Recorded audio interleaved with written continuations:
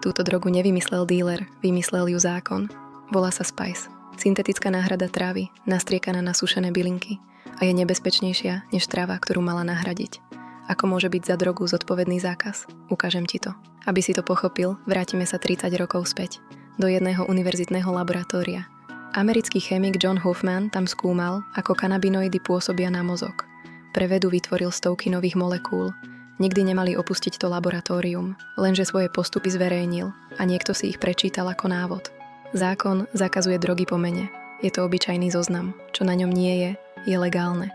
A tieto dizajnerské molekuly tam neboli. Stačilo ich nastriekať na bylinky a predávať ako vonnú zmes. A tu je tá pasca. Keď štát jednu látku zakáže, chemici zmenia pár atómov a majú novú, ktorá na zozname zas nie je. Každá ďalšia verzia je silnejšia a nevyspytateľnejšia, lebo nevzniká pre bezpečnosť, vzniká pre obchádzku zákazu. A výsledok? Na predávkovanie samotnou trávou nie je zdokumentované ani jedno úmrtie. Na tieto syntetické náhrady zomierajú ľudia po celom svete. Zákaz teda nevymazal dopyt, len ho presunul k oveľa horšiemu produktu. A práve o tomto je Rastamama už viac ako 10 rokov. Voláme aspoň po dekriminalizácii marihuany, ako po skutočnom znižovaní škôd na úrovni zákona.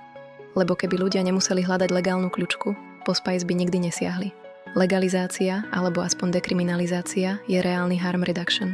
Som Zora. Ak máš okolo seba niekoho, kto to skúša, pošli mu toto video, môže mu to otvoriť oči. A ak chceš naozaj vedieť, čo držíš v ruke, testy čistoty látok nájdeš na rastamama.shop. Toto je Rastamama.